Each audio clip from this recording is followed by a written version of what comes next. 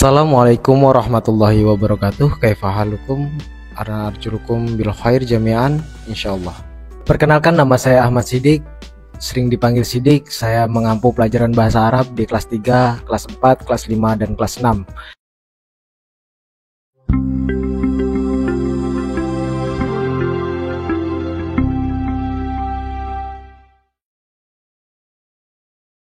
Jadi saya di sini akan mensosialisasikan tentang metode atau tahapan pembelajaran yang akan kita laksanakan selama setahun ke depan untuk materi pelajaran bahasa Arab.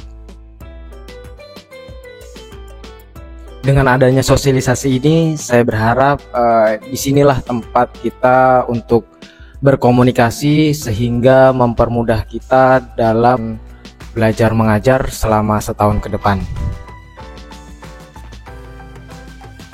Jadi saya akan menjelaskan ada 3 tahapan dalam pembelajaran kita di kelas ataupun di rumah, yaitu yang pertama adalah pembelajaran secara klasik. Pembelajaran secara klasik yaitu pembelajaran yang sudah diterapkan oleh guru-guru zaman dahulu sampai sekarang yang sering kita dengar dengan metode ceramah, yaitu guru menjelaskan dan siswa mendengarkan, serta guru menulis di papan tulis, siswa menirukan untuk menyalin materi-materi itu ke dalam buku catatan masing-masing.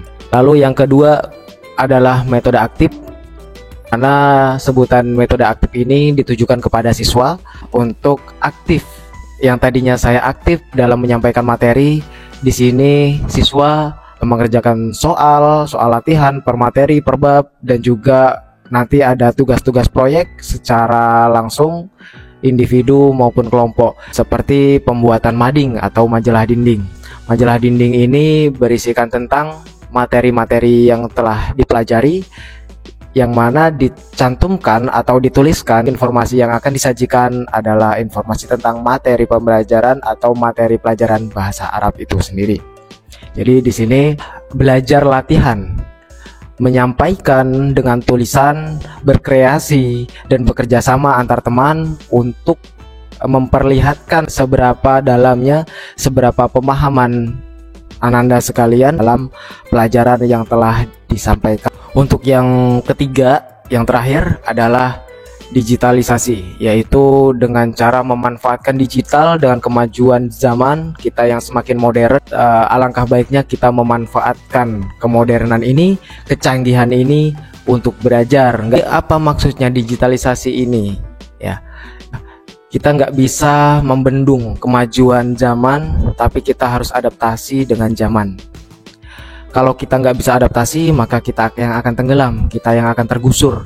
Maka mau nggak mau, suka nggak suka, kita harus mengikuti kemajuan zaman ini dengan belajar menggunakan hal-hal yang memudahkan kita dalam belajar. Bagaimana caranya kita memanfaatkan? Yaitu ketika nanti sudah kita terapkan secara klasikal, sudah kita bahas berbagai materi, kita sudah praktek dengan tulisan, dengan mengerjakan soal dan pembuatan proyek-proyek tugas.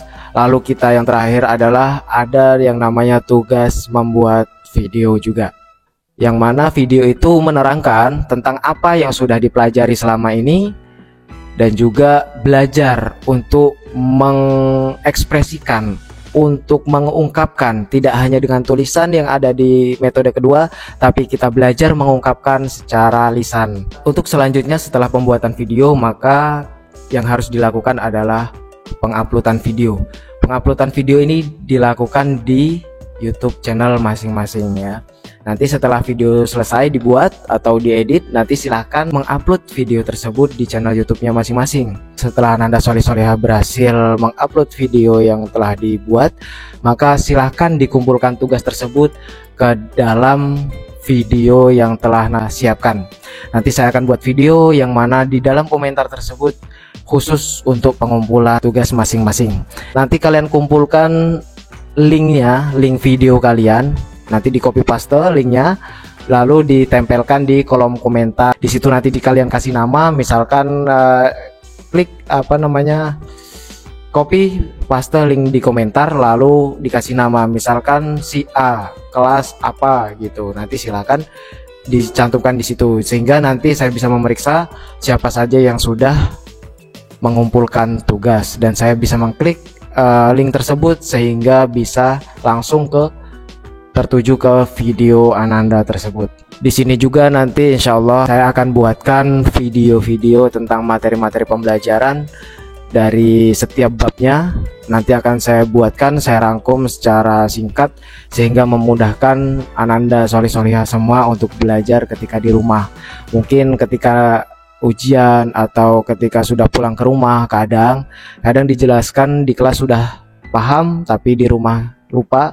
Jadi di sini saya memberi alternatif supaya untuk pengingat Ananda semua ketika nanti lupa tentang materi yang saya sampaikan di kelas, bisa merefresh lagi, bisa mengingat-ingat lagi dengan menyimak video yang akan saya sampaikan nanti. Itu saja mungkin sosialisasi ini. Semoga dengan adanya sosialisasi ini dapat menyambung silaturahmi kita semua dan juga mempermudah dalam komunikasi serta dalam pembelajaran kita ke depannya. Dan saya akhiri, wassalamualaikum warahmatullahi wabarakatuh.